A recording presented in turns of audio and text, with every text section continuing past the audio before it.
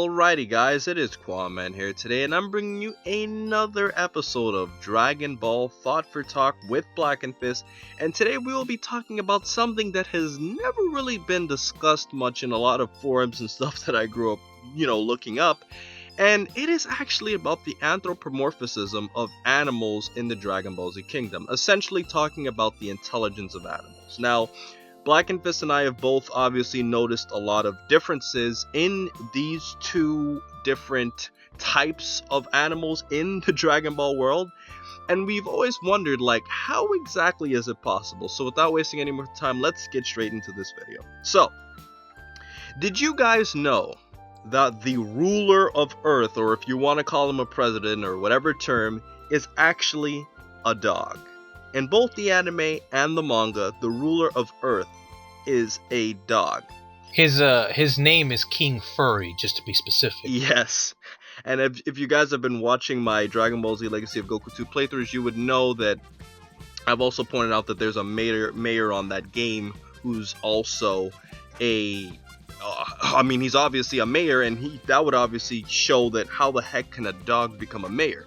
And, we've seen in many other parts of Dragon Ball Z, like with Turtle, for example, Blackenfist from Dragon Ball, he's obviously able to talk, and very early in Dragon Ball Z, we saw a pterodactyl that took away Bulma and was able to speak. So, well, I just wanted to point out Turtle, I guess we'll talk about this a little bit later in the discussion, but Turtle really presents a very weird point in these anthropomorphic animals, because Turtle just looks like a plain turtle, but he's sentient. But a lot of the sentient animals on Earth are a little bit humanoid in appearance. Obviously, they walk upright. But it's a very, very strange line that Dragon Ball has with its animals, because, for instance, a guy like Turtle, who looks like a turtle, is sentient. And he talks, he's pretty much like a human, but then there's animals like the fish from the very first episode of Dragon Ball, who talks, who is sentient, but he's just like a wild animal. He's gonna get eaten by Goku, obviously. So it's just a very weird line that Dragon Ball has with its animals. Well, Blackenfist, let's get straight into some of the the causes, obviously. Now, Dragon Ball Z is obviously a fictional series. We understand that Toriyama could do whatever the hell he wants. But my question is, in Dragon Ball Z, is it possible, or do they just kind of poke fun of animals just being better than us in certain ways? And the reason I say this is because, what do you think causes the differences in the amount of animal intelligence? Let me give you a perfect example. Oolong is a perfect example. He's obviously a pig, but he walks on two legs, and he's able to communicate. He's gone to school with shape-shifting. So how do they as animals, develop those type of abilities? And a perfect example of an animal that's not would be Dr. Brief's cat. Blackenfist, could you remind me of its name really quick? Does it have a name? Oh, yes, he does have a name, but I forgot. I can't even remember that.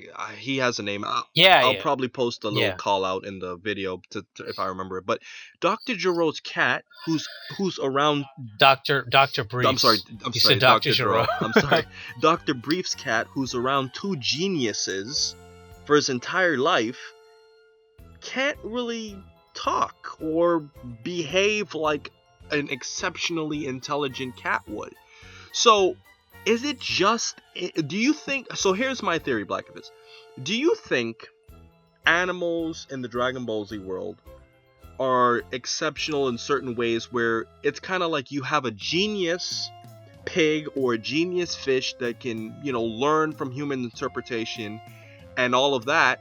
Or is it just simply the fact that certain animals can be trained to be as intelligent? We see this in another series as well with Pokemon, where Meowth is clearly more intelligent than the average Pokemon, or at least it would seem based off of the fact that he can obviously talk. So, well, I honestly, when you really think about it, when you're talking about this, once again, I want to bring up that weird line that Dragon Ball has with its animals, but because obviously there are some quote unquote wild animals that apparently are hunted and eaten, and there's no moral problem with that, right?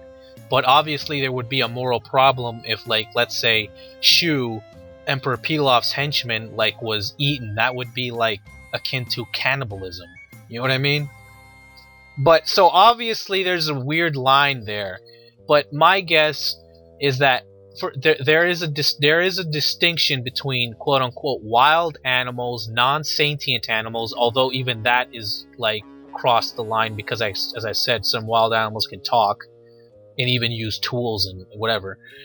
But there's a difference between that and I guess you could say the human-like or civilized, I don't know what you would want to say, anthropomorphic animals. What I just want to say, like, they're just two separate things. Like there's a difference between just a dog, like a normal dog in the Dragon Ball universe, and like the people of King Furry, you know, like dog people. I think that they're just completely two different like creatures, you could say. You know what I mean? Right? And I think that's really what's going on here. Another interesting fact is that, of course, although Earth is more mostly populated by like normal humans, the Daizenshu say that only 17% of the planet's population is these anthropomorphic animals or animal type people, you could say. And curiously enough, it says that 1% of it says that 1% of the people that live on Earth are half-breeds of, I'm assuming, human and animal type, which by the way, this all comes from the Daizenshu. So, I don't know if we've ever seen a half-breed in the series, because it's never really been pointed out. But that's kind of an interesting thing there.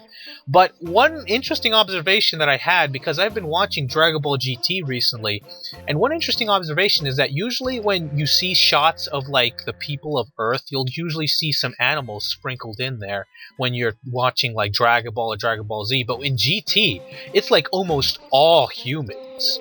Almost always. So, you know, of course I was joking that, oh, looks like there was like a genocide that happened between Z and GT. I don't know what was going on. Maybe the creators just forgot about the animals, but, you know.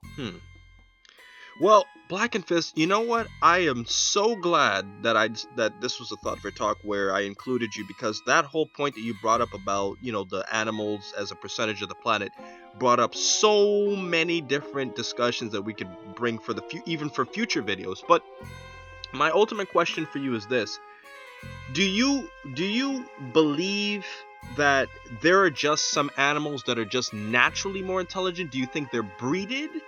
I just view them as simple as this. They're different races. Like, quite literally. Like, a dog that's a normal dog and a dog that's an anthropomorphic dog are just different races, bottom line. You could think of it like that. Like, they're just different. You know what I mean? Like, I don't think that, like, anthropomorphic sized dog could, like, regress to a normal dog, or a normal dog could, like, become, like, a human, pretty much. So that's pretty much what the way I view it. So by looking at a character like Oolong, he's a perfect example we can use, or Poor. If you look at Oolong, he's clearly more intelligent than the average pig. So you're saying that he's like a different species of a pig. Yeah, he's completely, this is my guess. My guess is that Oolong probably belonged, and quite honestly, there was actually a filler episode about this that I hope you put up, but there's a filler episode in which Goku and Chi-Chi visit a village filled with what is supposed to be Oolong's people, and of course they're all perverts trying to peek at Chi-Chi. But there's actually a filler episode about this, and you know, all of Oolong's people, they're not like normal pigs. They're like, you know, they're like Oolong. They walk on two legs, they talk, and all like that. So my guess is that that's just the way Oolong's, I guess, people are. You know what I mean? That he's not really a normal pig. Right. As a matter of fact, Blackenfist, I actually do remember that episode. I don't remember what it was called, but I do remember seeing that episode a while back. And that brought me into the theory that it could possibly be that there were different species. But then my ultimate question is this. For animals that we've seen, like the pterodactyl that stole Bulma, or that fish that was about to be eaten by Goku. Yeah, see, that's that weird line coming up again. Well, what's your theory on it? Just, we're just talking. Like I said before, I mean, for all intents and purposes, it seems that pterodactyl, that pterodactyl not only could talk, he also could, like, use tools. I think he tied up Bulma, didn't he, or something, or he had something, I don't remember. But that pterodactyl, I think for all intents and purposes, was like a wild animal that could, for some reason, was like seemingly sentient. So, I mean, that is very strange. Because, Goku would probably have no qualms about eating someone like that. He would probably say, oh, that's just lunch for me, right? Well, I mean, but I can't imagine, like, Goku eating oolong, on the other hand. That would be kind of weird. Right. You know what I mean? Right. Well, honestly, Blackenfist, if I had to put my 2 cents, I just think that some animals are, as you can say, species-wise, you've convinced me to believe that there's some that are just a different species. My question is, species or not, how do you know how to speak the language of humans? You have to be around them. Well. You're bringing up another topic of language here, because if you really think, because when you bring up language, how is it that freaking the Saiyans, Frieza, every one of these people speak the same language, whatever language they speak? What, you know what, Blackenfist? Let's just save that for another thought for talk. So yeah, that's another can of worms for maybe another video. You're completely right, Blackenfist. We just discovered another Thought for Talk episode. Thank you, Blackenfist. But anyways, guys, that's basically been our video for today. Honestly, there really is no answer to this. It's just an observation that Blackenfist and I have noticed, that there are animals that are astronomically more intelligent than, other animals, and even humans. How do you become the ruler of the planet? That dog looks so sophisticated. He was probably smarter than the average human, for crying out loud. So, I hope you guys enjoy it. Share your thoughts in the comment section below. Blackenfist and I both agree that it's a species instead of the animals actually being trained to be like that. And I hope you guys enjoy our video. And please remember to rate, comment, and subscribe. And remember, as I always say, to have a great day, guys. And please stay tuned for a future Thought for Talk that Blackenfist developed in this video. In addition to everything that you guys have heard and seen in this Thought for Talk episode, after editing it, I had actually discussed with Vegito 1089 the actual plot itself, and he actually informed me of something we forgot to mention in Battle of Gods, where Beerus himself said that he had wiped out the entire dinosaur race and then they had somehow come back, which heavily implies that humans probably brought back the dinosaurs in the Dragon Ball world, similar to what we see in the Jurassic Park series. Now, how is this relevant to our topic? Well, technically, if humans can bring back dinosaurs, then it's very possible that they could have used their technology to kind of manipulate the different types of animals that exist, which can lead to the more intelligent animal species that we see throughout the series. And I thought that this was something that was really important to add to the video that we already finished. Thank you for watching.